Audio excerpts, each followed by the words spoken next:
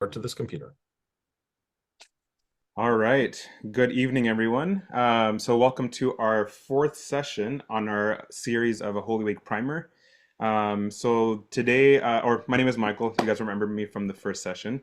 And today we're going to be going over Holy Friday, and this will be part one of Holy Friday. And so, next week on Tuesday, Fotini will be reviewing part two of Holy Friday.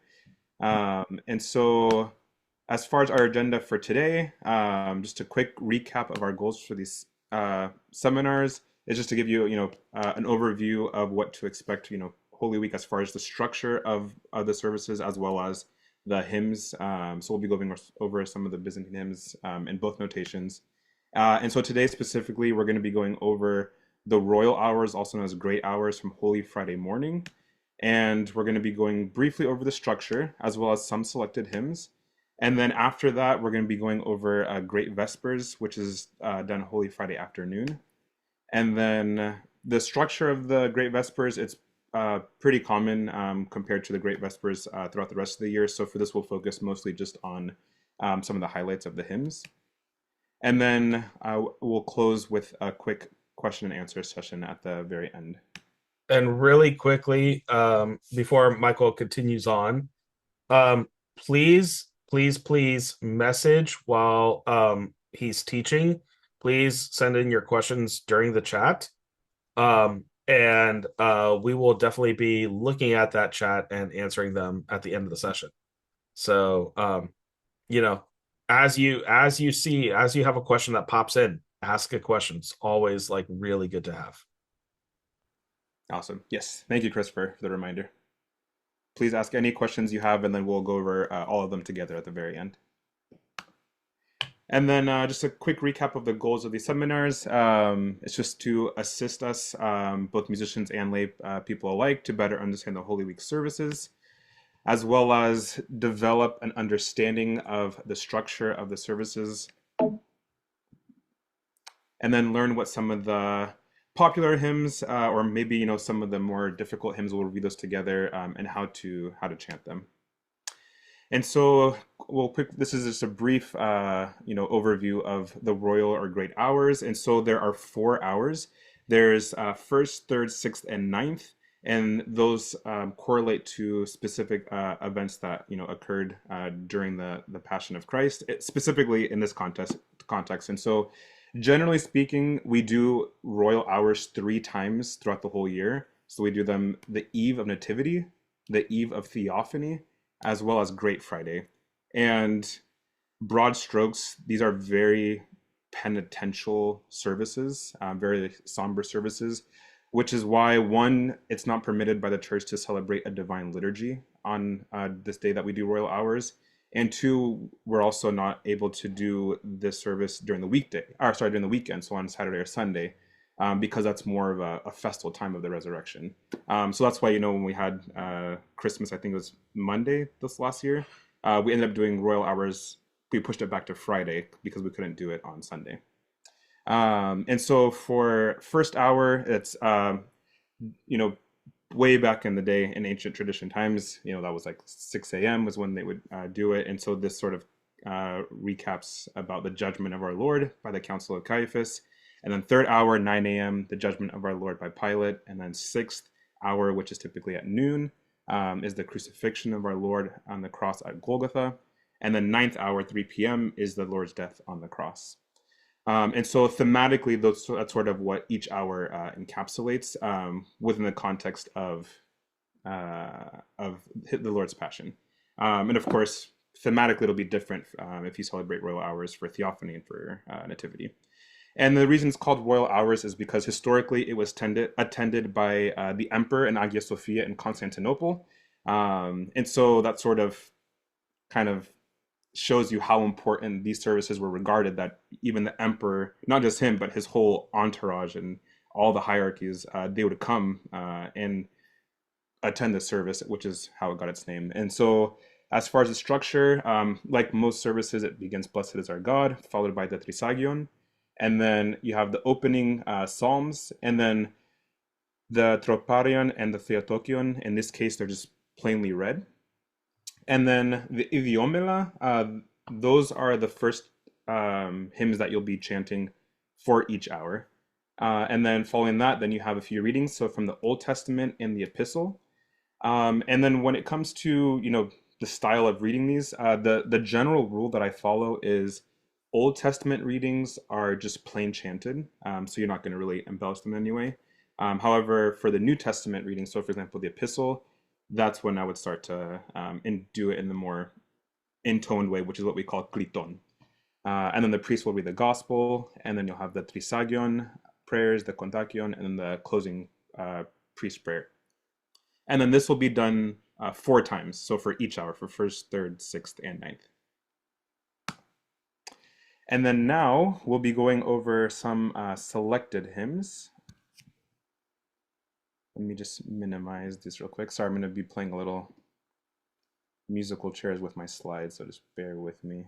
Let me minimize this. Okay, and so for these sessions, we're going to primarily just be using DCS for our music. Oh, where did this one go?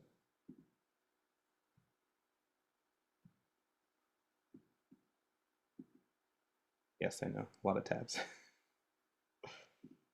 There we go. And so if you open up, or I mean, we'll do it together, but when you're getting ready for it on your own, the service of the hours, this sort of is kind of what we already talked about as far as the structure. And so what I'll plan to do, unless someone has any specific requests at the end, my plan is just to go through one hymn for each of the hours. And so because of the importance of, or the weight of what we call the doxastikon, I'll go over each doxa. And so traditionally each idiomela, as you can see here, is chanted twice, and including the doxastikon. And so if you're going to do it twice, you would chant it with no verse, and then you would do this verse here, chant this next idiomela, the verse again, and repeat. However, a lot of churches, they practice tradition of actually just doing it once, either for time reasons or for practical reasons. And so I highly recommend speaking with your priest before you begin the service and ask whether or not he wants you to repeat or not, because that's going to determine whether or not you'd use the verses. So for example, if your priest does not want you to repeat, then you'd actually have to omit one of the verses. Or another thing you could do is just do them back to back if you don't want to cut any of the verses out. And that's also going to dictate whether or not you sing back to back glory both now. And so what I mean by that is, let's say your priest wants you to repeat each verse, then you would sing glory, then the doxastikon, both now, and then repeat it. However, if your priest does not want you to do the repeats, then you would sing the glory, then you would sing the both now immediately following, then you would sing the doxastikon with the final ending, and then from there go into the prokimenon. So hopefully that made sense. And then, so now we'll jump into the first doxa of first hour. So I'm just going to set this up so you guys can have a good view of it. Okay, perfect. Are you guys able to see both okay? Awesome, thank you. And so the first one is in the mode plagal of the fourth mode. And so what that means is we're in the diatonic scale, and our ison, or our bass, is going to be on mi, and then our other dominants are vu and vi, which basically just means that the majority of the melody, or the theses, or the motifs, the phrasing of the patterns, the musical patterns, will surround those three notes, ni, vu, and vi. And so you'll notice whenever we come to a stop or a resting point, it'll be around those notes. And so we'll go ahead and go over this together, and I'll try to keep these on the same page as we go through.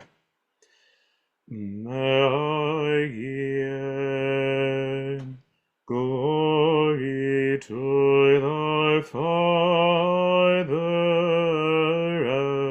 and the Son and the Holy Spirit, both now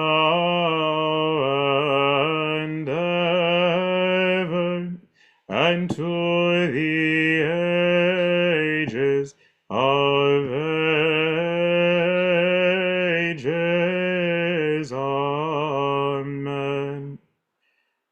As you permitted the transgressors to arrest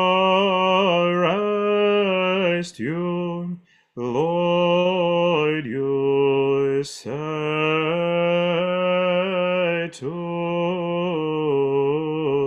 them, even though you strike the shepherd and scattered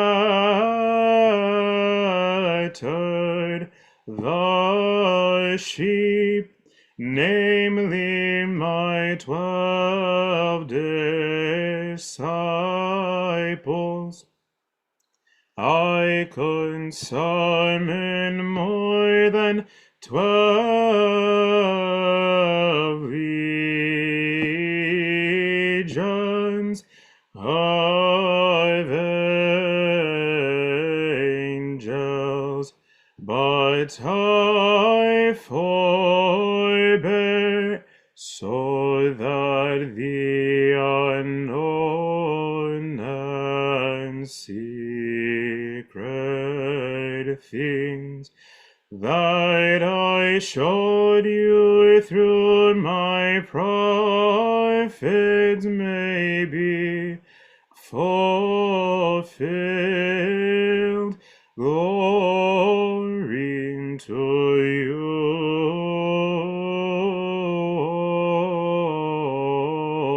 Lord.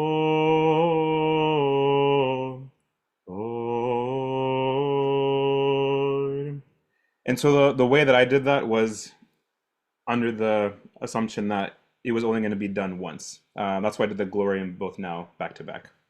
And so, I mean, this it's pretty much straightforward plagal fourth. You have, I mean, I guess it's, I mean, there's no phthora really anywhere. It all your, the theses that you think of when you think of plagal fourth. Um, and so that is the first voxasticon for first hour. And then once you do that, then you have an Old Testament reading, a New Testament reading from the epistle, as well as the gospel, the kontakion, and then you have the closing prayers, and then boom, congrats, now you're on third hour. Not too bad. And so third hour, structurally, it's going to continue the same as the first hour. And so the same thing again, just make sure with your priest whether or not, they want you to repeat them. And then the first of the idiomana will be in plagal fourth. The second will be in plagal fourth, and then it'll be a mode switch to plagal first now for this Doxasticon. So let me open these up for you.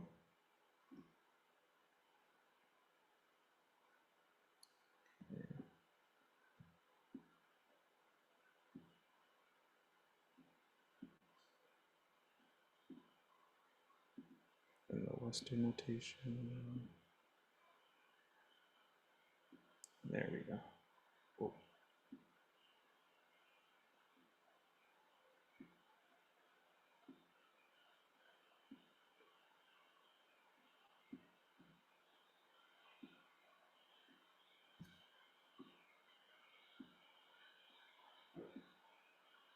All right. How does that look from your guys' end? Good. Awesome.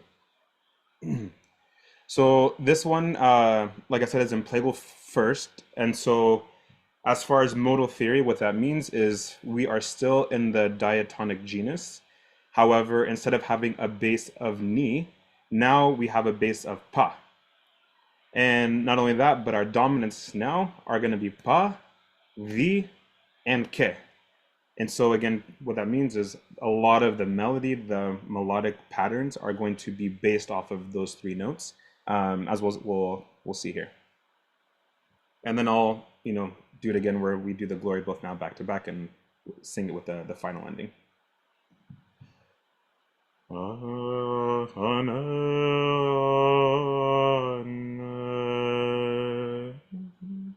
Glory to the Father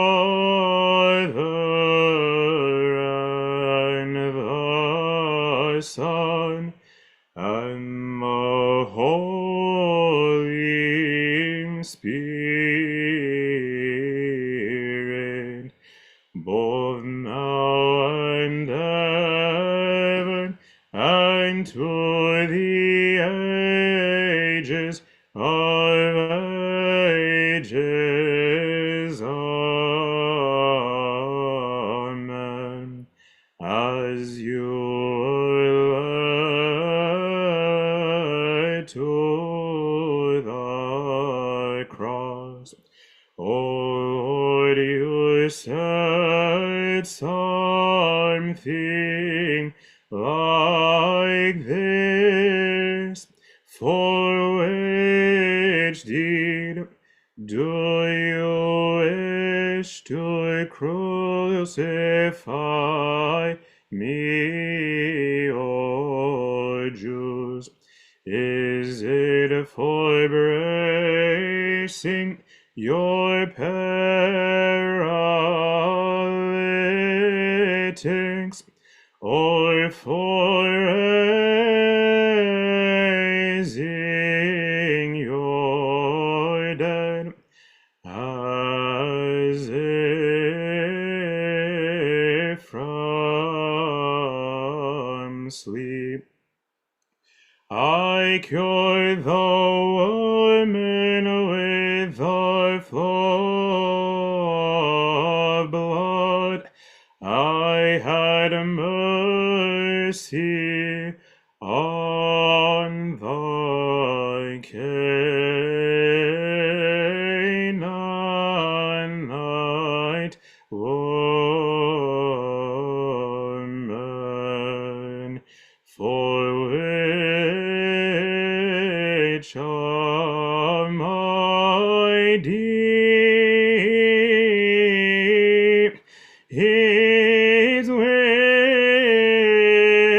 which of my deeds do you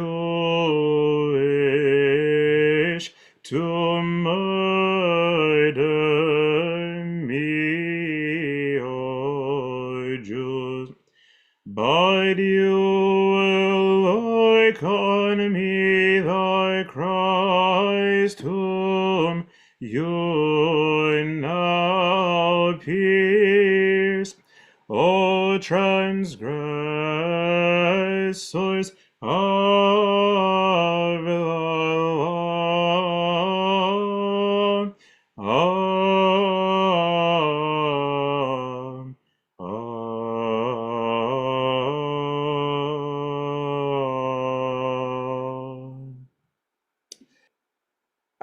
okay, so just to briefly review, so yeah, this is for the most part pretty much a standard plagal first. Um, and so you'll have cadences in the lower tetrachord, meaning from pa to the, and then there's a few that go in the upper tetrachord. So basically having ke as your base and then going up from there. And then we had a couple, I think we had an instance of agia right here. And so what usually helps me to transition here into agia is sort of just, make sure that this ke is being attracted up, and that'll sort of help you to hear the rest of that phrase. So if you're at Bavike or for, and then have that zo flat, or for raising your dead. So that's one thing that can to help to lock that phrase in. And then this phrase here might be a little tricky. You're basically just going to the upper tetrachord and then having a brief phrase in agia. And so the way that works is my deeds,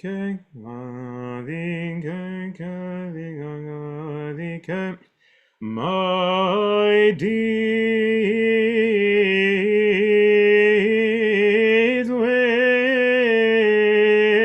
are my deeds, if you hear, for me, what usually helps is if I just hear those three notes, kezoni, it sort of helps me to get settled into the phrase. So, my dim da na na na, ni zoke zo ni zoke, ni zoke zo ni zoke ke zoke ni. Sorry. Ni zoke zo ni zoke ke zoke vi. No, what I did. Gezoni ni zo gezoni papani pa gezoni pani zoni pani zo zoni zo ke. So if I usually hear those three notes, that'll kind of help me to figure this phrase out. And then from there, you're pretty much home free as far as Plagal first goes. Um, so that's the Doxasticon for the sixth hour, or sorry, for the third hour. And then let's take a quick look at.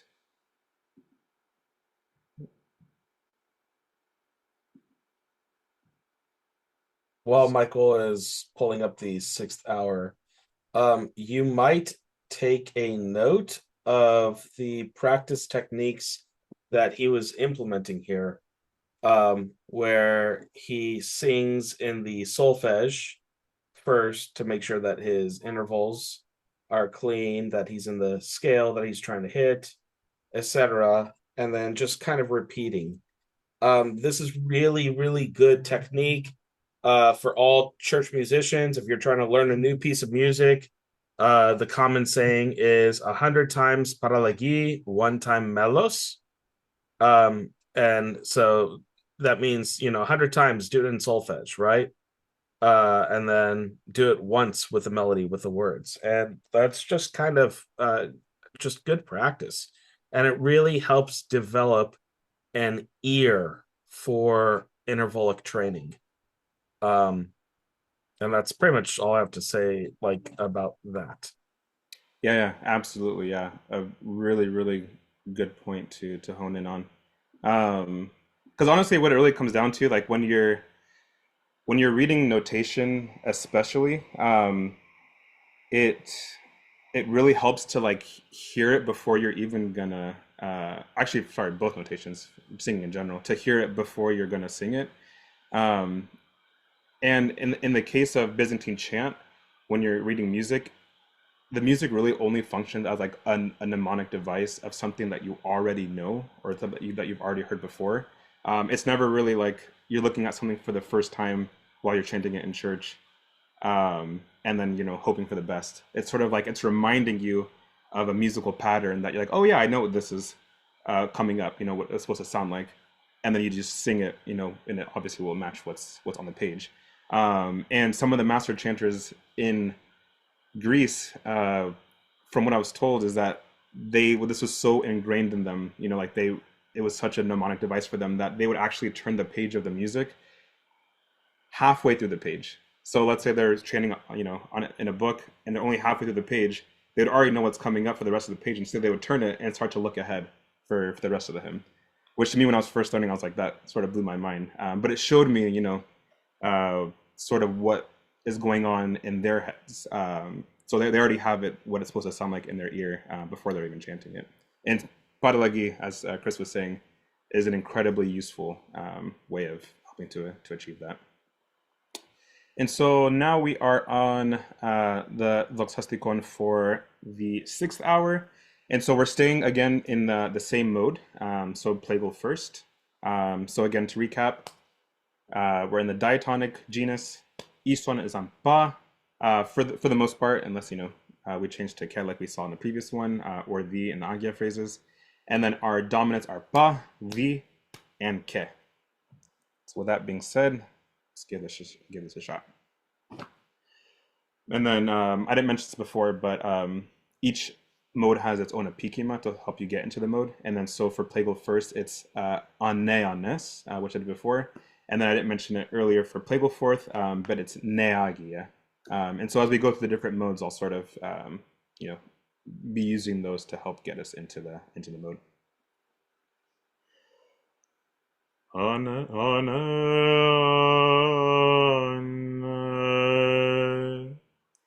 glory to Father, and the Son, and the Holy Spirit, both now and ever, and to the ages of ages.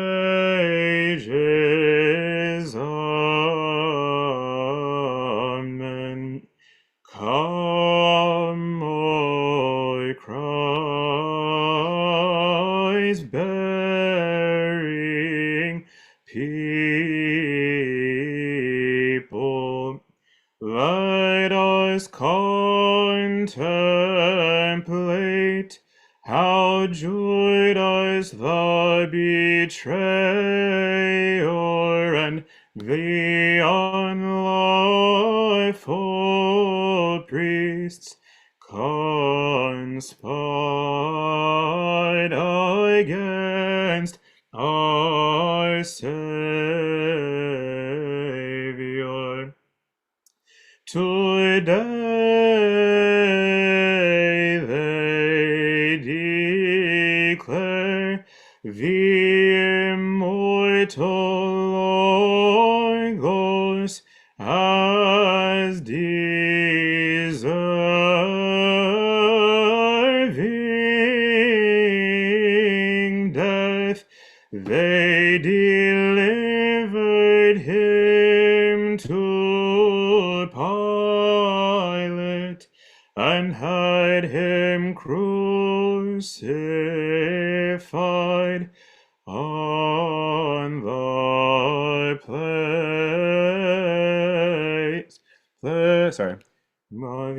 on the place of the skull. And yet, as the Savior was suffering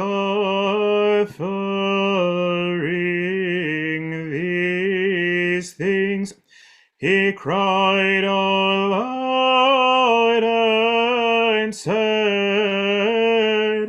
and said,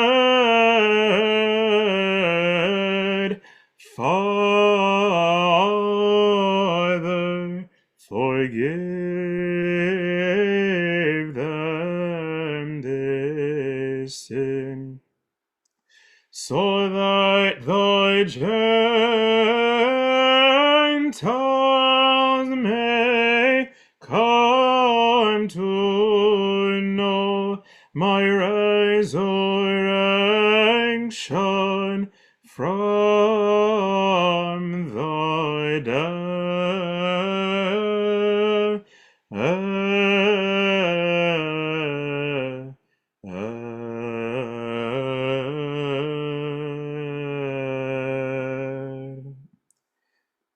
Sorry, sometimes when I scroll over on the Western notation side, I kind of lose my place where I'm at.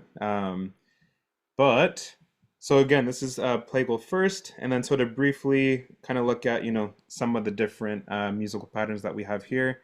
Um, there is an upper tetrachord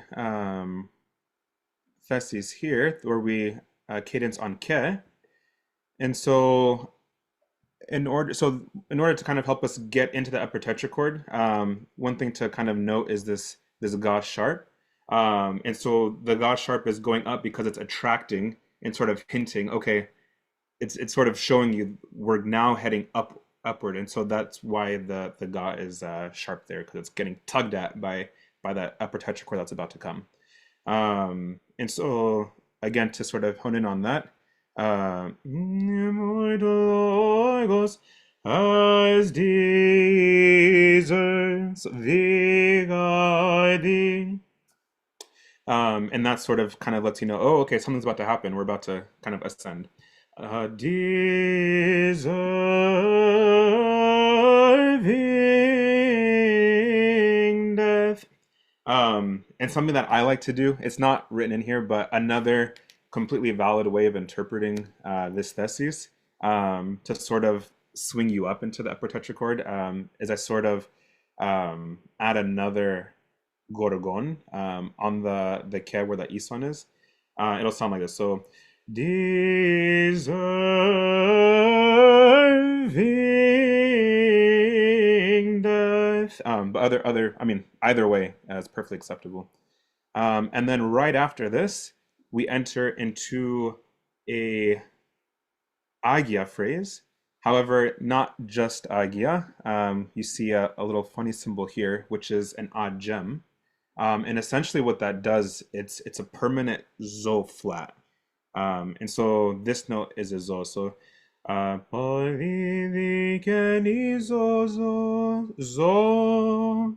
And that basically it stays in effect for the entire thesis. And usually there's a thora that's needed to get you out of that. And so this basically stays in effect all the way until there's another thora. Something telling me that I think Father Seraphim Dides might have forgotten one because the next thora is here. And this is hinting more at this next phrase rather than getting you out of the ajam. But anyway, so the way this functions in this specific thesis is this zo will be flat. And then this zo will also be flat. So it'll be by thee they delivered him to Pilate.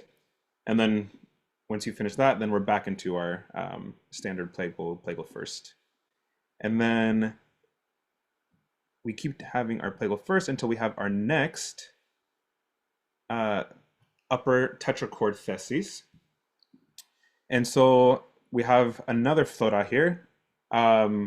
It's a diatonic pa. Some people refer to it as a popsicle. Easy to remember. And so basically it turns this ke into a pa, and then it's basically known now as upper first mode. So it's basically first mode, but now your pa is on ke. So it's a much higher first mode. And so the way that would sound, just to recap, would be he cried aloud and said, which you can do that exact same thing an octave lower, or I mean not an octave, but a tetrachord lower, which would be first mode. And he cried and said, which is, the idea you're going for, just an upper tetrachord. And then right after that, we get our agem again. And so if you remember, that's our permanent zo flat. And so any zo that comes after this will be flat, regardless if you're ascending or descending, all the way until you get this other thora, which basically resets you and gets you, back into the mode that you're in. And so zo Father, forgive them this sin. And so the only zos are that it's affecting is basically this one and this one. So only two notes are affected in that. And then once you come back here, you're going to have your popsicle again that we saw earlier. And then this one gets you back into upper first mode. And then this kepsicle, to complement the popsicle, gets you back into your plagal first. And then you end the piece. Perfect. Okay, so that's the 6th hour. And our last one before we get into Vespers is 9th hour. Sorry, I passed it. And so the way this works, it's traditionally, as it says here, so a reader or chanter, they're going to go into the middle of the solea. You can understand, I've also seen people kneel as well. And then you sort of just intone this in a cliton fashion, which is basically the way we read the epistle, before it's chanted in the traditional plagal second mode. And I know during our first lesson, we talked about how, it's very somber and penitential, and, you don't want to be over ornamenting it. However, in this case, it's okay to ornament it the way you would in an epistle. And so today he who suspended the earth and the waters is suspended on a cross. And then you do that 3 times, and then pick up from here, and then go on as written. And then once that is intoned from the middle of the solea, then the chanters will begin in plagal second mode. Ideally, of course, it depends on the amount of chanters you have and who you have working there or who you have to work with. It's traditionally done what we call antiphonally. And so what that means, basically, you go back and forth between two chanters or between two sides, depending on what your setup or your situation is. That there. Just really quick, we did cover You cover the this? 15th antiphon a little bit last night. Okay. And we do have a question about the Cleton scale that I can save for the end of the session. Okay. Or if you just want to kind of go through the idiomela again, up to you. We can let's save them for the end. That way we can all just do them all together. And then, so for this one, you'll sing the glory both now, and then basically just go through these back and forth if you're able to, or just all together, depending on what you feel most comfortable with your choir. So this is plagal second. It's now instead of being in the diatonic genus, we're in the chromatic genus, and our dominants are pa and v. And so it's on the necheones is the apikima for this mode. Necheones glory to thy Father and thy Son and the Holy Spirit, both now and ever, and to the ages of ages. Amen. Today he who is suspended the earth in the waters is suspended on a cross. Today he who is suspended the earth in the waters is suspended on a cross. Today he who is suspended the earth in the waters is suspended on a cross. Oh, you know what? Sorry, Chris, I just noticed the time. I didn't realize it was so, we had gone into it so much. So you said, just make sure, you said you already covered this yesterday. I covered like the first part, so maybe if you want to cover like the last three verses, including Sure. yeah, show us your resurrection. Yeah, the last three, because I covered the beginning. So maybe from We Worship. Yeah. Where's that? We were thee, we were. So sorry, I'm right here in the Byzantine notation, and then right here in the Western notation. We worship your passion, O Christ. We worship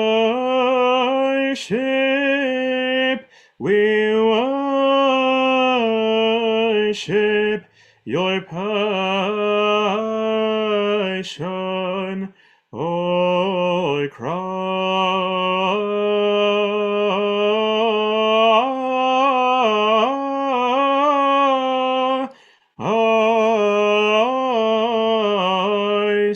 Show us also show us your glorious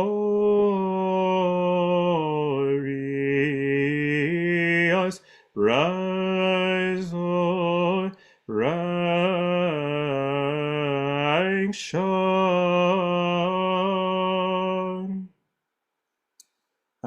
And so yeah, so Chris, as he said, he covered, I'm sure he covered the some of the middle theory too. So, it's pretty much straightforward plagal second. However, you do have a cadence here that goes to knee.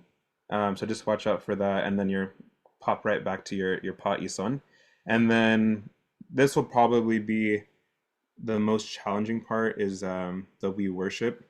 And so you have a cadence in the upper tetrachord on ke. Um, and then as far as scale goes, it's pretty much copy and paste of the lower tetrachord, just up one. So kind of just mirrors that. And so that way that work is worship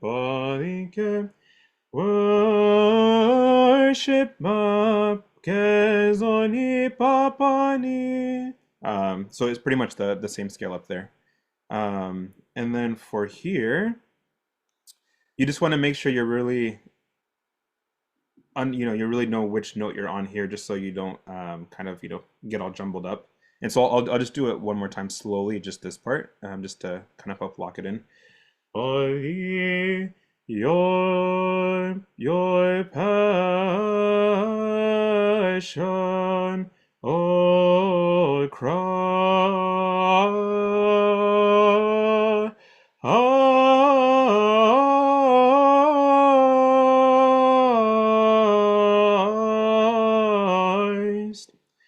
And so I probably recommend just going through that maybe like a couple times, just so you have it really locked in your ear.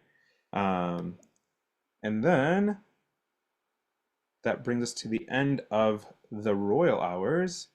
So we'll briefly switch over to, so this is the removal of the cross on Friday afternoon.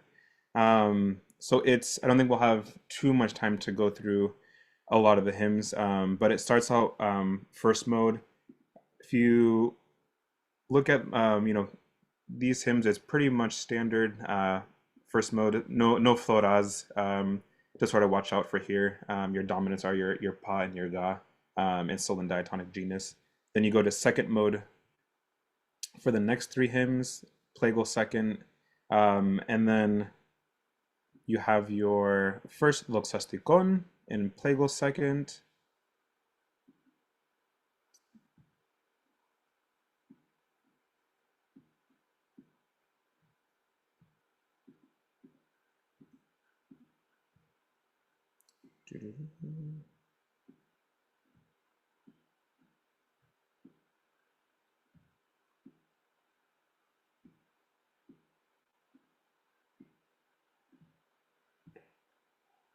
There we go. Okay. Ooh, make this a little bit smaller. So I won't go through the whole thing, but we'll kind of, just go through it briefly as far as like dissecting, what's going on. And so it's in plagal second. And then one of the things with this hymn to watch out is it's sort of right off of the bat goes into Agia.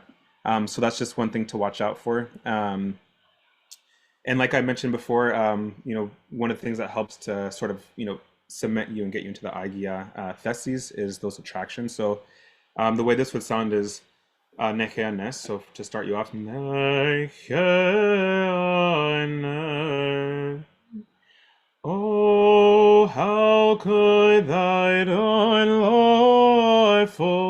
So if you kind of call it this ke right here, I sort of dragged it up a bit to sort of hint like, okay, now we're in a different mode, and kind of center you around the zol, which is a dominant for agia. So I'll do a little bit slower just so you can kind of hear what I'm talking about. Oh, how could thy unlawful sinning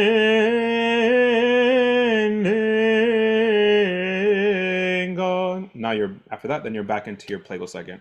Condemn to die thy King of all creation. And then from there, you continue with plagal second. Let's see. And then you have another agia phrase that happens here. And so the way that would sound is body in his own. So right here. In his own defense.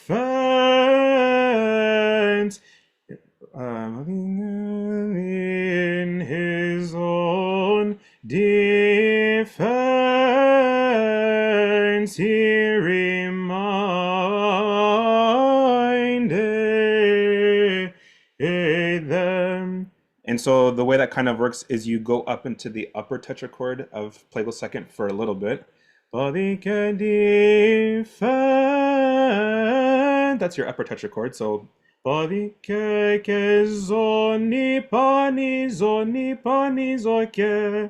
and then right after that, then you go into this agia phrase.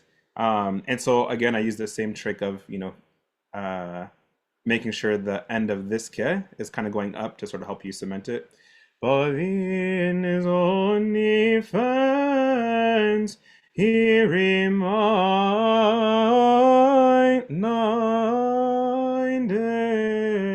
them. And so that's how you do that. And then you kind of go back into plagal second right away here. And then you keep going with plagal second. And then another agia phrase here. And then one thing to watch out here is we have another phthora. So this is a soft diatonic phthora. And so it basically turns it into second mode in a sense where your pa becomes your thee. And so the way that'll sound is if your pa's here, and so to kind of get us into it, afflict no wounds on me instead of life, you kill me. And so that's basically like a little short burst of second mode because of this Torah. And then this Torah right here brings you back into your plagal second. And then have plagal second for the rest of this. And then that kind of takes you home, except for this one agia phrase here, in which, we talked about what to do as far as the attraction on this ke to help you kind of get into it. And that's sort of the end of that, los hastikon. Sorry, I'm going a little bit quickly. I just want to make sure we're able to at least touch briefly on most of these things. And then that brings us to our apostica. And I just wanted to quickly note for the apostica, so it is a prosome, or it's an aftomelon, meaning it's its own model melody. We won't go over the melody today. But one thing I wanted to note is generally, aftomelon or prosomia, they're done, in an etymologic way. So it's sort of like 1 to 2 beats per syllable, or sorry, 1 to 2 notes per syllable, which can kind of, make you want to sing it quickly. However, something to keep in mind is during this part of the service, during the apostica, the clergy will be processing around the church with the body, and then bringing it to the solea, to where the cross is.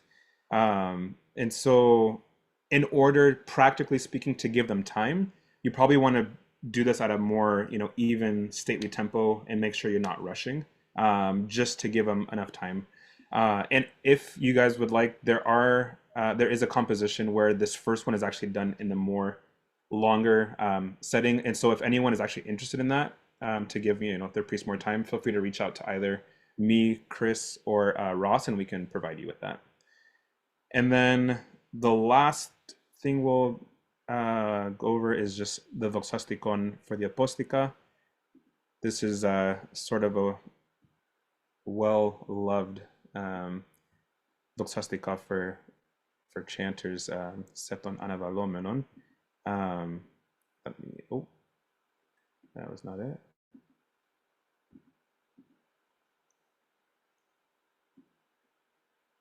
And we'll just briefly take a look at it. We won't go through the whole thing just for the sake of time.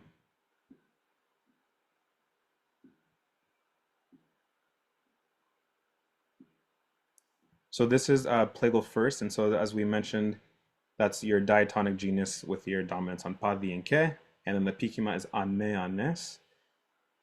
So it pretty much starts out, in your standard plagal first, and then you have an upper tetrachord cadence, so upper first mode on pa, which is what this popsicle or this pa flora is telling you. Basically just first mode, but based on ke. And then you have an agia phrase here, and then, which we talked about in the previous hymns. And then you pretty much have standard plagal first for the hymn all the way up until here. And then just to keep in mind, you kind of descend all the way down to lo ke. So just something to keep in mind. And then just watch out for the zo, the ajam here on zo, which as a reminder tells you to keep every zo permanently flat until you have a flora that brings you out of it. And again, I think Father Seraphim Dides might have missed a flora in here. And so once you get back to here, I think it's pretty safe to just go back into regular first mode. And then here you are having a cadence on up. This is the upper tetrachord. So this, just so you can hear it, I'll chant it very briefly. So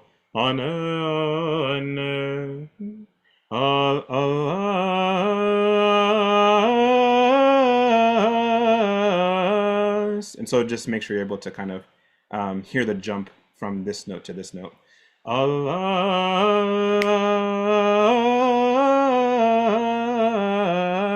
And then that'll sort of help you to end it on the right note on ke here. And then going further, you have standard plagal first throughout. And then what this flora right here is telling you, this one above the V, it's telling you to go into hard chromatic, so plagal second. So that's one thing to take note of. And so if you're right here from just a little while ago, it arrived itself in darkness. Just for some word painting. And so that will all be in hard chromatic. And then this one right here, this popsicle or paf, diatonic pafra, is telling you to go back into the diatonic genus. But only for a quick second, because then you go right back into hard chromatic again for this phrase, like we just talked about, and then pa thora in the diatonic scale, and then agia for a little bit, and then let's see, plagal first, standard plagal first, and I think that might actually bring us home. And then you have an upper tetrachord plagal first there. Yep. And then upper first mode here, and then pretty much finish it out in normal fashion. Okay. Sorry we went a little bit over time. We just had quite a bit to go through. But that concludes the material that I had prepared. And so, Chris, we can, if you like, we can transition into any questions that may have come up. Yeah, so we had a couple of questions that came up. I will be asking those now. And if you have more questions, you should take the time and type them in right as the moment. Um, Before I begin, once again, as a friendly reminder, our previous sessions are on YouTube. You can go back and watch. And just once again, looking at one of the value, I think an unintentional value is looking at how each presenter um, approaches a piece differently, as though like when we are rehearsing and we are practicing these pieces. Um, there are definitely some similarities and there's also definitely some differences. And I hope these are value to you as a church musician. And then for those who are lay people, I hope you see the value in just like what the preparation goes into singing as well. And I hope that you are encouraged to join us as well. So the first question that I have here is this goes back to the royal hours, and if we do repeat the hymn with a split glory and both now, should the second time be chanted or be sung at a slightly faster tempo than what you had practiced, and maybe as opposed to only doing it once? Right. Yeah. Yeah. So if you're gonna do the glory and the both now, I wouldn't just generally speaking for me, I wouldn't change how quickly I chant it. One, because it's going to be in the same genre. It's not like you're switching to like air melodic or anything like that, which you would do like normally on a Sunday. The Loxastikon is a nice stately sticharic mode, and then you switch to the both now for the Theotokos, and it's a quick air melodic second mode. Um, but in this case, it's the same hymn, same genre, and so the and unless your priest like specifically directs you to because they're wanting to practically move it along for practical reasons. I personally would just chant them at the same tempo because it is a doxasticon. And another example is like when we do have like a big feast day and you have two doxastica and you chant the glory and you chant the both now. I would chant the both the feast of the both now in a still stately sticker sort of melody without trying to rush it. But yeah, that's how I would approach it. Excellent. Okay, the next question. Can you explain, and this is for specifically for what we covered on Tuesday, and then what you covered the 15th antiphon, the ninth hour doxasikon. Can Mhm. you explain how the Cliton scale is used when intoning Today Suspended on the Cross, Simero Chromate for the ninth hour? I've heard chanters start really high and then go up and down the scale, and I can't really tell where they are in Cliton. Right. Yeah. Yeah. I mean, there's a nice chart. I don't actually have it handy, but there's sort of a chart that sort of walks you through like what the actual scale is. But the easiest way I could probably explain it is it's pretty much the exact same style that you do for chanting the epistles. And so as far as pitch, that's going to be, up to whoever's intoning it, depending on what your natural register is. So let's say you have a deeper voice. I wouldn't put pressure on yourself and go out of your way just to chant it really, really high. Do what's comfortable, I mean, because at the end of the day, it's like, people have to listen to this. It's something that you should be able to pray to. And so if it's really high and you're straining and stressing for it, it's kind of gonna drag attention away rather than doing it just in whatever sort of register you're comfortable with. So that's what I would say about the pitch. There's not really like has to be super high or super low. It's whatever you feel comfortable for your natural voice. And then as far as scale, um, so it's kind of like you have your bass. So it's like the conventionally we'll call it the. So it'll be the today the, and then your ga and vu are sort of pushed up a little bit. So the, and then the next note above it is like, kind of ke. And so it'll be a full step. Da da da da da da da. Di ke. It's a very nice, high and bright uh, full step above that. So it would be perfectly reasonable to say, today he who's suspended, da da da da, suspended the earth in the waters is suspended on a cross. And then the whole kind of like down thing. So what some people do, and I do it when I chant the epistle as well, is you can sort of treat it as here I'll do an example. So today he who suspended the earth in the waters, da da da da da, da da da da da. And so you can go down that way if you'd like. And then people get really creative and go even lower than that. But I wouldn't put like any pressure on yourself to go super extravagant. Again, at the end of the day, it is prayer, and so do whatever within your realm, what you're able to do, and then that's probably what I would say is the best thing to guide it for now. But if you're hoping to improve on it and maybe add some more tool kit or tools to your repertoire, that'll probably be a nice thing to go do, like have a one-on-one like with a teacher who can sort of give you specific examples and also hear you and then give you direct feedback on sort of how to the right way to do it. But Oh, hopefully that helps. I will go ahead and pull a plug right now for John Boyer's Byzantine Chant the Received Tradition textbook that has an entire lesson dedicated to intonation and cliton. Perfect. It's very, very useful. Not only do you learn how to properly read and intone the epistle, but it is something that it does definitely applies here to the Cantillon version. Um, yeah. While you're reading the next question, Yes. one So of the the this is the book he's talking about. Very, yes, very good book to have on hand. it is blurred, but yes, it is Oh a no. dark. There it is, So a dark blue cover. actually, I learned from this book with John, so highly recommend it.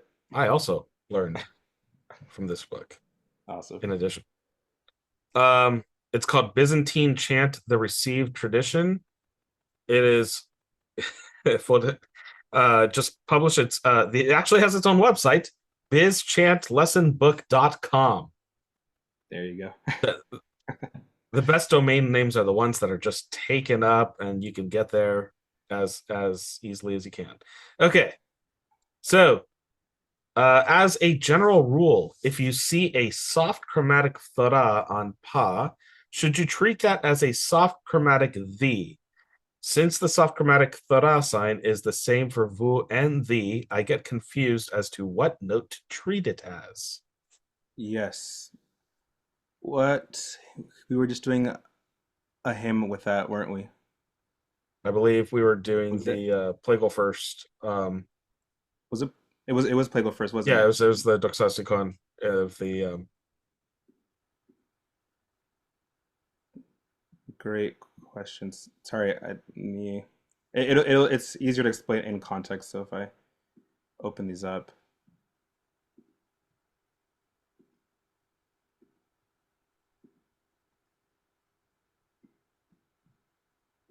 so the short answer while I'm opening these up is yes, you're right. They are. The best way to go about it is context. Um,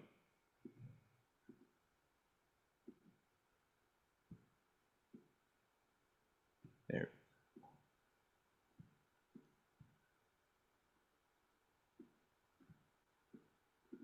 Okay. And so that was. Let's see. If you see it before me, Chris, let me know. yeah. Definitely in the middle.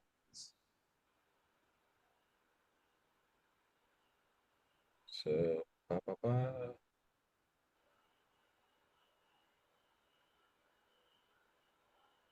No, further down.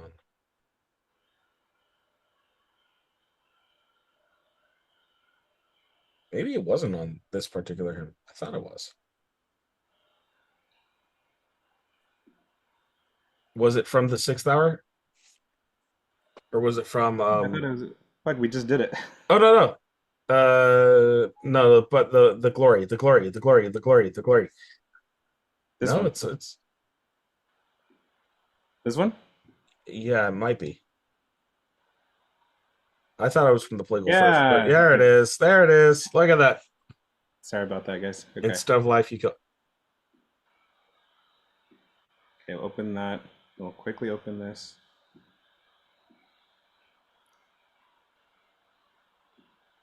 Move this over to the side. So This we're one. looking for reference towards the end of the hymn.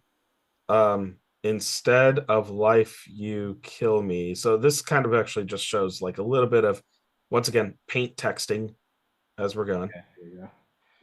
And so the question of like sort of how to approach that, um, because you can kind of see like it's hovering around. So second mode itself, what's dominant is your the, right? Everything sort of revolves around that, and then it kind of goes below to vu.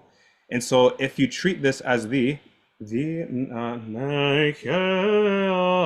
that's our pa. But if we say the ke the ga vu ga the ke the ga vu the ke the that it sort of makes sense, right? Because everything's sort of going through this line of the. But if you did it with vu, the thesis like it wouldn't make sense if you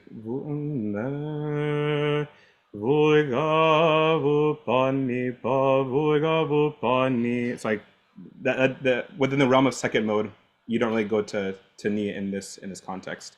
And so it is uh, generally it is a soft chromatic V.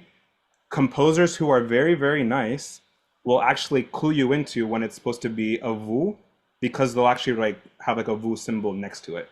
And if they're super nice, they'll sometimes write a the symbol next to it just so there's absolutely no confusion.